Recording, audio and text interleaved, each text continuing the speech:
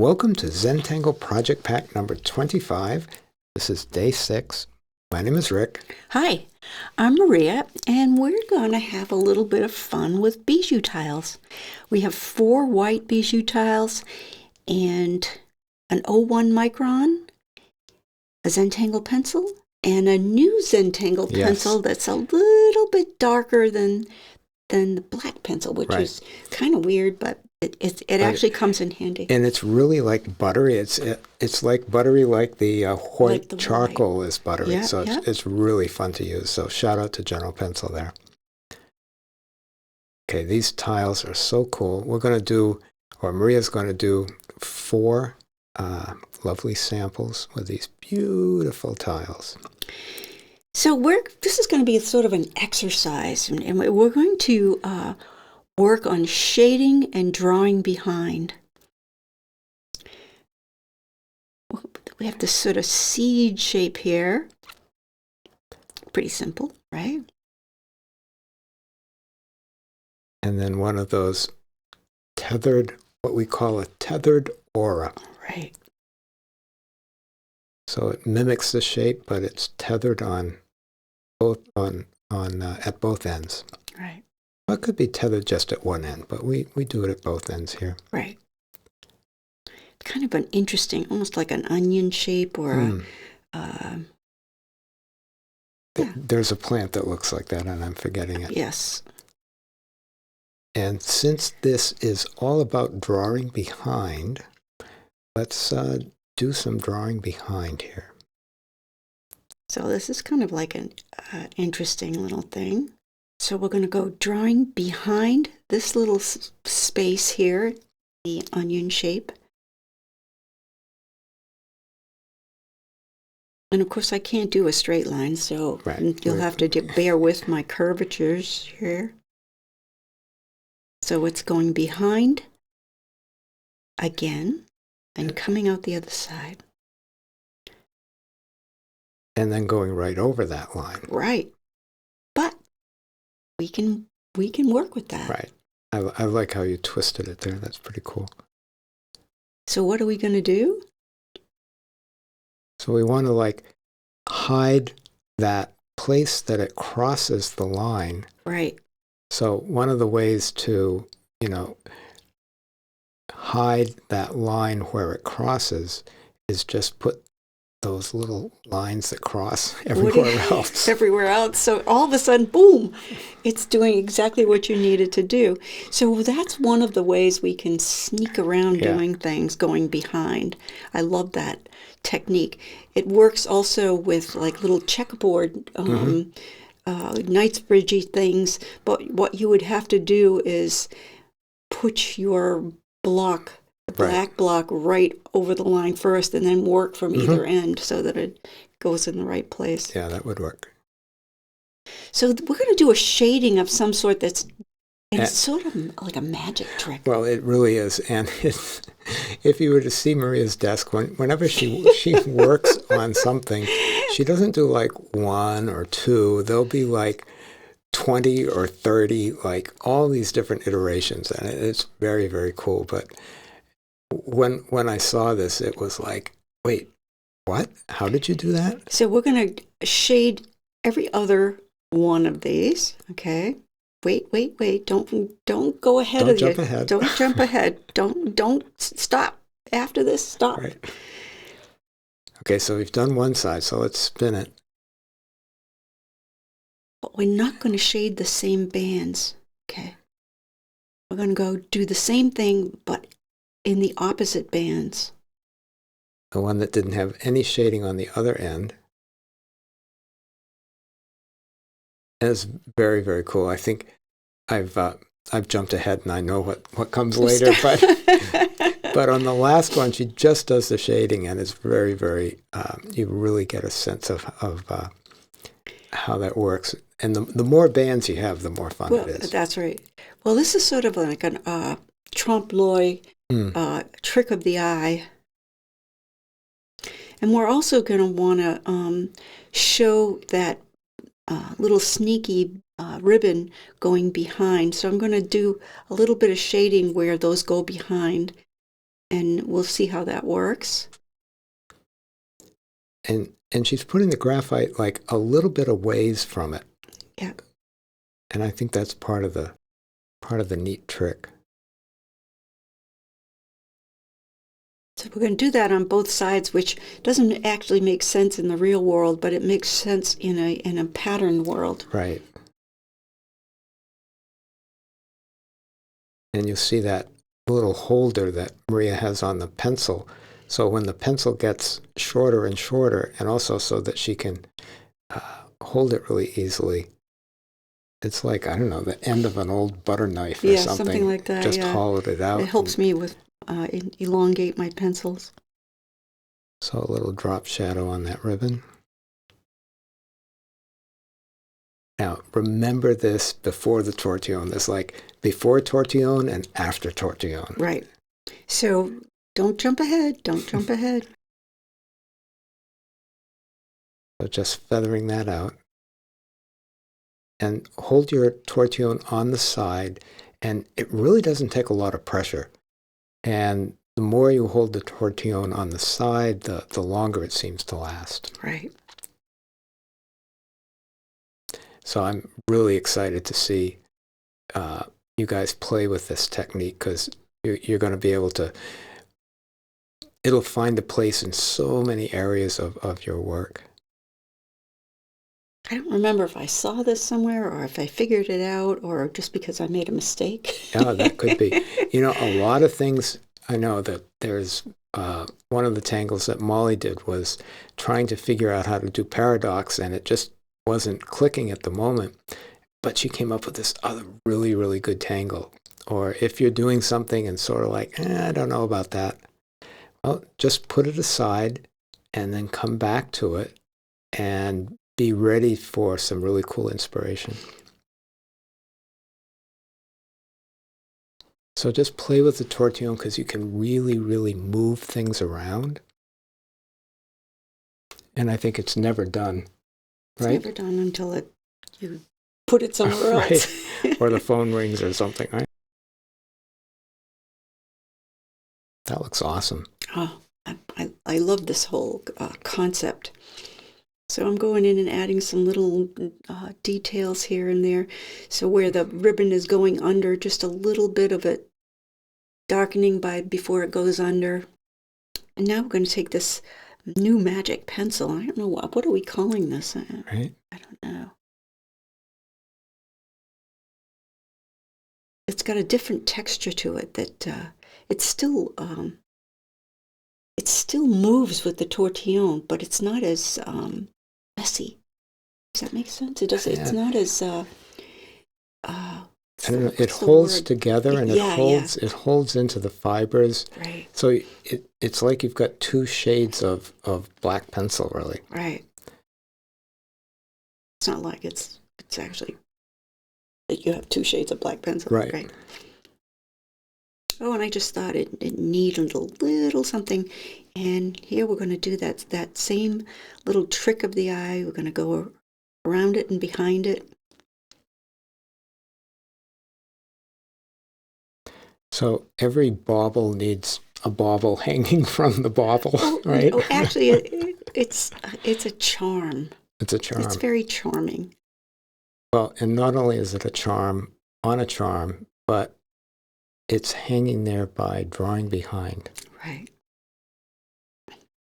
So you're sort of like figuring, okay, which part goes where, and then just drawing behind. There you go. This is a simplified version, but it does this trick, right? Yeah. So it's almost like a levitating. Right?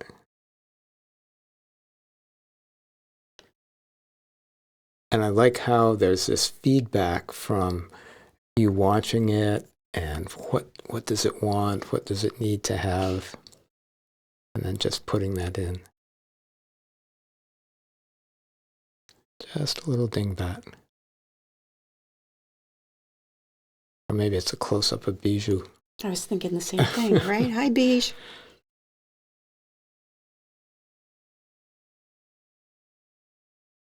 And it is an ornament.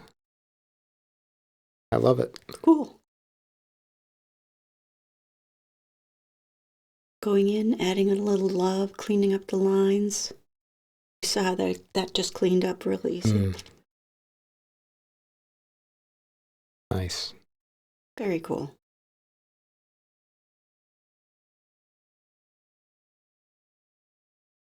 This is one of the neat things about bijou tiles, is that you can just do these small little exercises, or create these little gems, which is what bijou means, right? Little gem. Little gem. So sign your tiles. There's Beige. Hey. Okay, so we're going to approach this similarly, but with a different shape.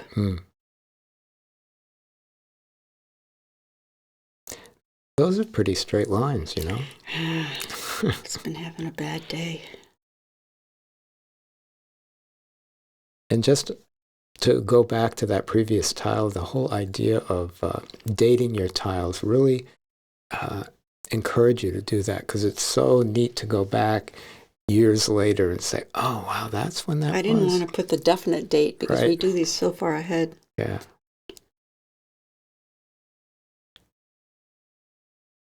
So we're actually looking at this.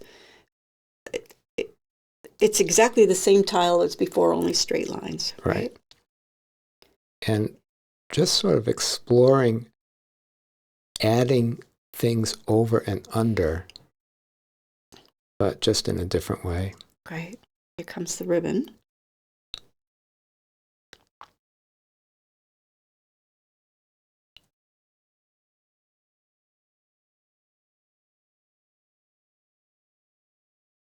And what's neat about that is that the ribbon can be twisting, and if you didn't aura it evenly, well, that's because it's twisting. Again, watching where it would go through. It's all of a sudden becoming three-dimensional by having this line go in and out.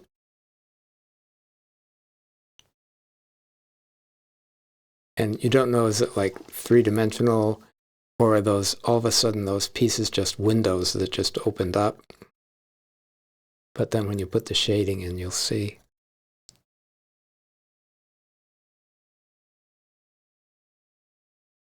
Deciding right where to go with this.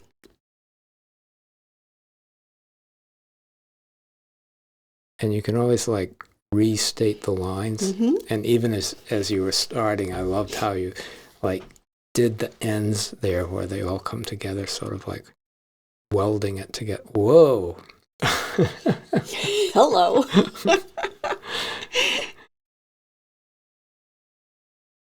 So whatever you do, you just aura it. Yeah. And this is just going all over the place.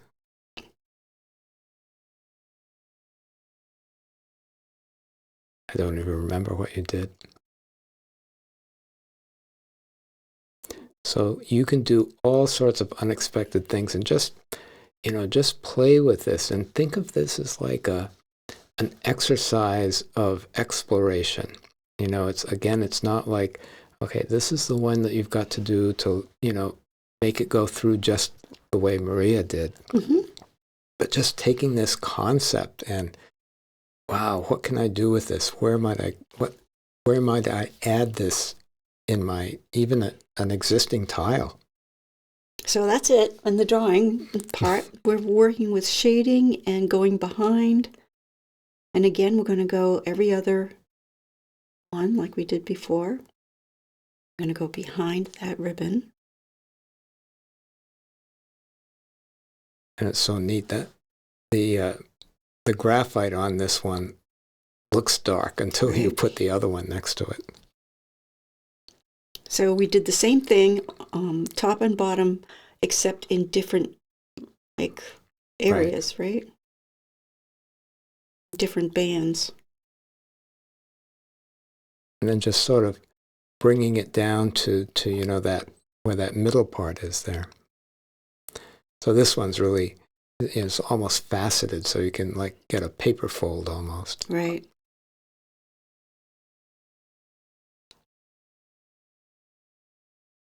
Always, of course, turning your tiles so whatever is the easiest for you.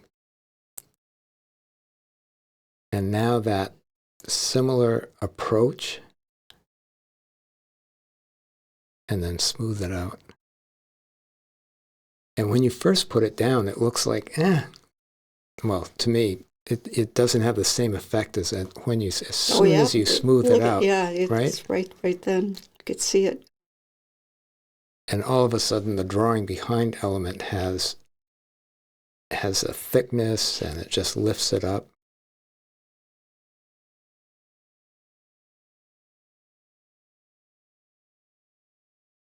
And you can always just go back, right?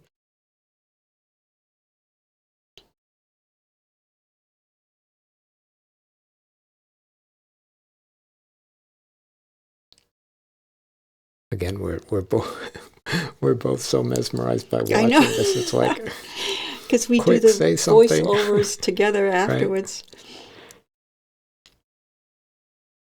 That really makes such a difference. I think I'm using this pencil just way more than I thought I would. Those ribbons.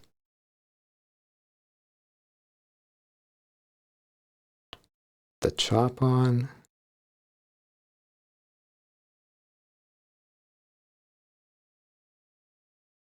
Sign. And date. Nice. Okay, so what could we possibly do now, right? So there's my straight line. Wow. Oh, a trapezoid. Right, isn't that what it's called? Yeah. Or it could be a square from a different angle through... or one of my squares. Yeah. Right. And again, I just love Maria's lines, the character that is there, that intentional... Wiggles? No, the intentional shift in weighting. It just has such character. As soon as I said that, she'd stop doing it. Nice.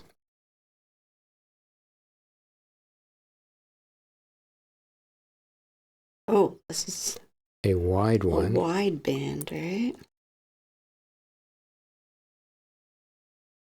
Coming through, coming through. So we're going to draw behind every other one.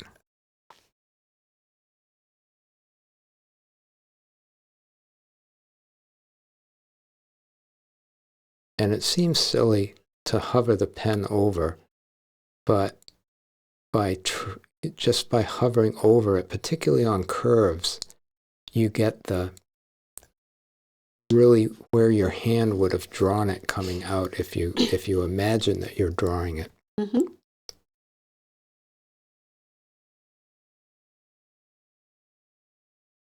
So this is a little bit of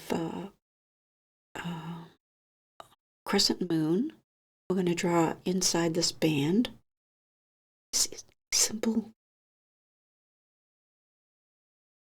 There's the ladybugs. Some of them are crawling behind. And you can see how Maria's like imagining where the next one would be. Right. As if they were all behind there, which they are. Yeah. Right? That one would go there, this would come out there. And it's always approximate. Nobody's going to really be counting the minute, because they're all different sizes too. But I like the exercise of it, going, it's just where it would be and imagining it. And of course, auraing each one. I like this one because it is using the two basic tangles that we always teach at the very beginning. Mm-hmm. And the crescent moon has that nice, emphasis of solid color. Such a great contrast. Mm-hmm.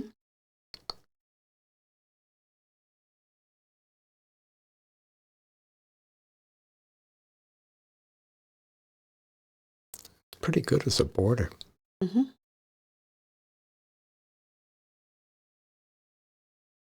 Taking my time, enjoying the aura, telling me what to do, where to go. I love that time when the tile tells you what to do. The next stroke.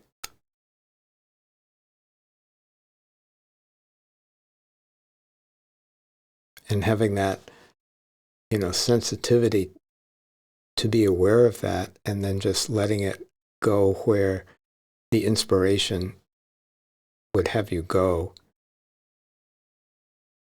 instead of like pre-planning it all the way out. So it's not exact, but it kind of looks like it, but Right. it's actually not. But it's got that even texture, that even unevenness. And I simply cannot not aura things. I love the adding details. It just adds kind of excitement and interest so easily.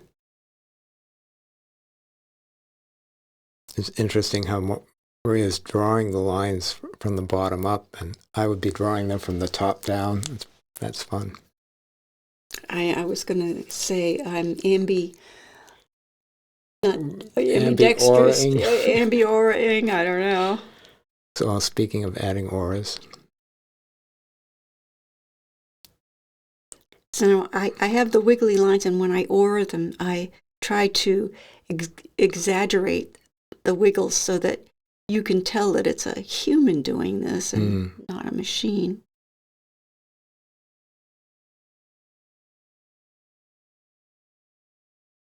So it's neat because the aura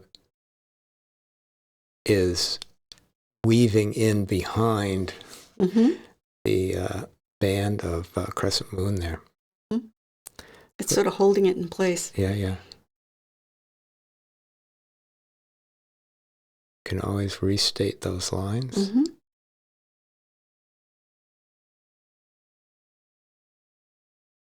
So again, we're going to do that magic shading.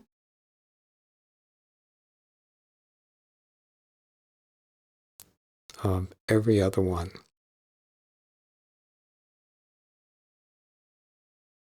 And then flip it around and do the same thing on the other side, except on the different bands. Right. Okay. So right now it looks like Messy. A little messy. A little messy, but again, the magic of the tortillon just rocks it. So that similar emphasis to give that band of crescent moon body just a little bit away from it. And now the magic comes.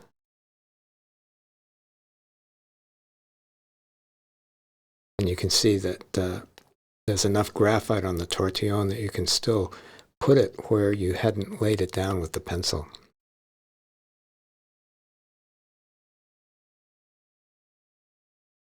And the benefit of that aura around the outside, just framing it really nice.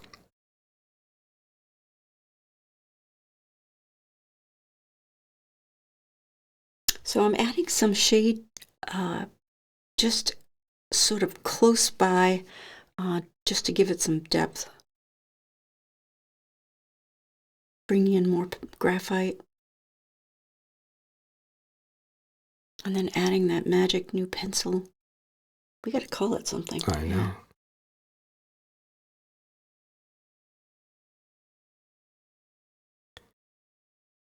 I think this was the neatest touch, was just a little bit of shading where it goes underneath. Yeah.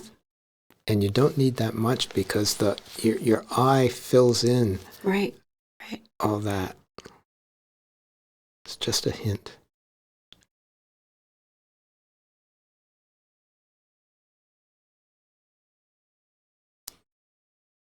I think people are going to really enjoy weaving new things in amongst their tangles. Mm-hmm. Awesome.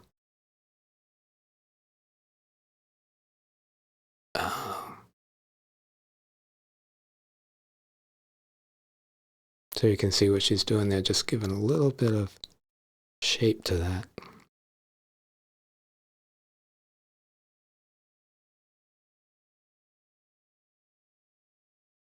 And you can take an example from here of like not always having to do the same chop as well. This is my new one that I've been working on.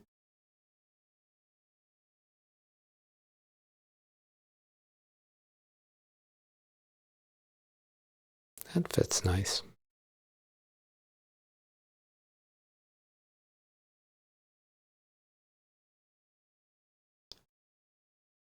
So your chop is drawn behind, I see. Right.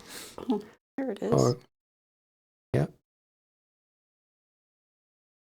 Over and under. There's Bijou. Hi, Bijou. Sign and date.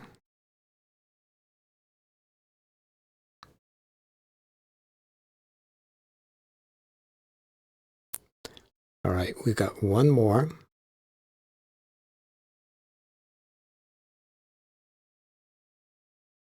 Drawing sort of some circular shape. Like a globe with those, what are they called? Longitudes? Yeah. Longitudinal lines. Or a pumpkin. Mm. So we're just layering down enough of these to have some fun with that shading technique.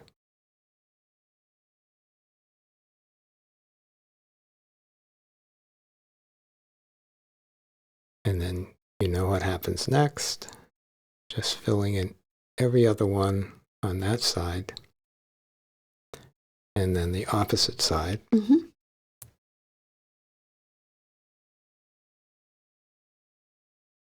And just sort of overlapping them and fading it out to absolutely nothing, right?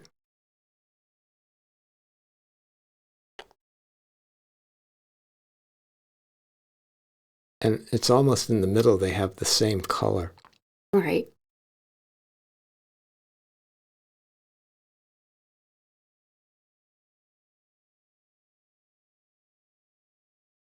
So when you look at it at a glance, it just looks like, at first it looks like a striped ball, but then, wait, how did you do that? Right. See, so there's that little bit of overlap there. I had fun doing this project. I know, it's all over it's all over the place, yeah. It is all over the house. Okay, so we're going to add some detail in here as well as the shading, just for fun. So I'm sort of auraing the top and then having it feather out as it gets to the middle. Over the shaded side. Mm-hmm.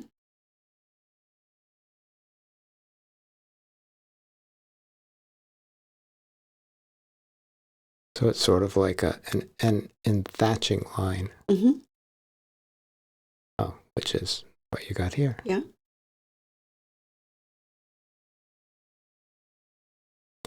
So we call this thatching. And it's, maybe it's like from a thatched roof. Right. That's what it reminded me of. So it's a way of shading when you don't have a pencil.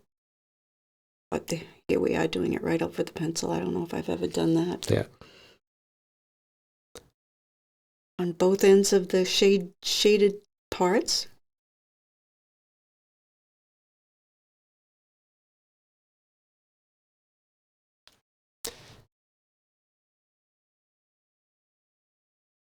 So you can see the middle is all pretty much the same as far as shading.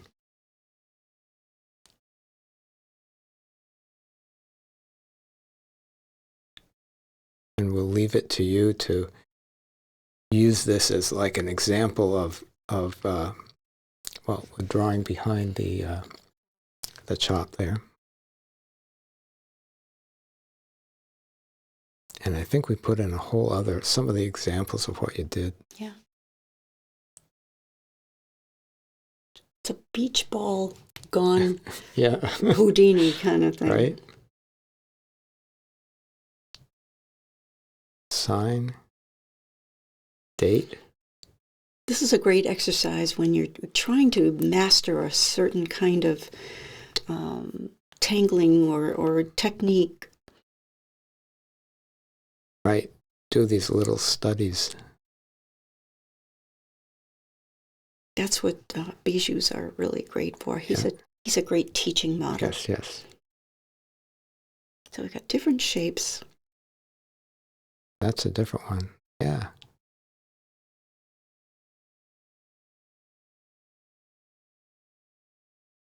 Ooh, So you can fill that with anything you like. Mm-hmm. And this isn't the half of it. There's a lot of them. There's a lot of them we haven't put through here. Once again, thank you all for playing with us, tangling with us, creating with us, and we look forward to seeing you on the next day. Bye now. See you later.